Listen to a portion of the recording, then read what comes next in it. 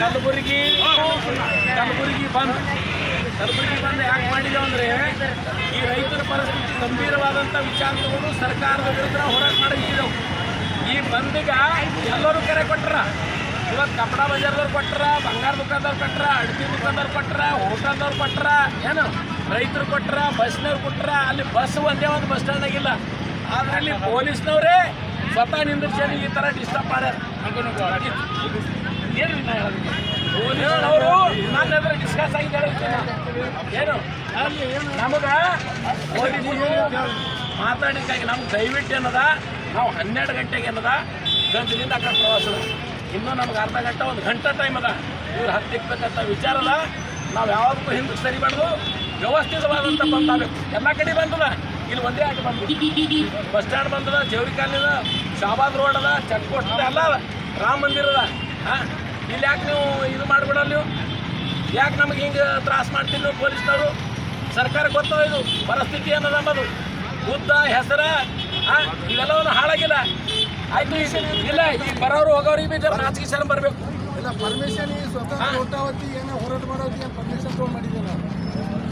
ಇಲ್ಲ, ನಾವು ಪೊಲೀಸ್ ಡಿಪಾರ್ಟ್ಮೆಂಟ್ದವ್ರ ಮೇಲೆ ವಿಶ್ವಾಸ ಯಾಕೆ ಇಡ್ತೀವಿ ಅಂದ್ರೆ ನಮ್ಗೆ ಕಾಯ್ತಾರಪ್ಪ. ಮತ್ತು ಅವರೇ ಇकडೊಂದು ಗಾಡಿ ಬಂದು ಒಳಗೆ ಬಂದು ಯಾವ್ರೆ ಮ್ಯಾಗಿಂದ ಹೋಯ್ತಂದ್ರೆ ಗಾಡಿ ನಾವು ಪೊಲೀಸರು ತುಂಬಿರ್ತಾರೆ. ಇಲ್ಲ, ಜುಮ್ಮೆದಾರ ನಾವೇ ಸತ್ಯ ಅಂದ್ರೆ ನಾವು ಸತ್ರ ನಾವು ಒಂದು ಕಡೆ ಬಂದ್ ಮಾಡೋರಿ, ಒಂದು ಕಡೆ ಸರ್ಕಾರ ಕೊಡೋದ್ರಿ. ಹಾಕಿ ಇಲ್ಲ ನೋಡ್ರಿ, ಸತ್ಯ ಸಿಗೋತಿ ಈ ಕಡೆ ಬಂದ್ ಮಾಡಿದ್ರಿ.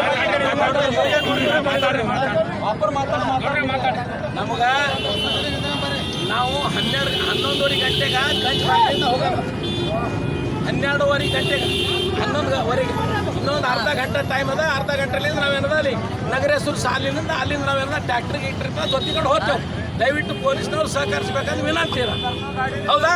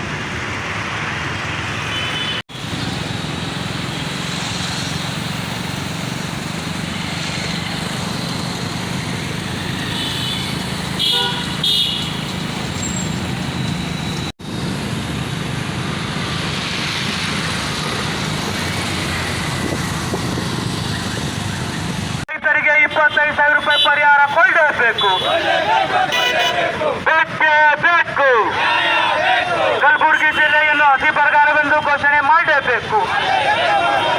ರೈತರಿಗೆ 25,000 ರೂಪಾಯಿ ಪರಿಹಾರ ಕೊಡಲೇಬೇಕು.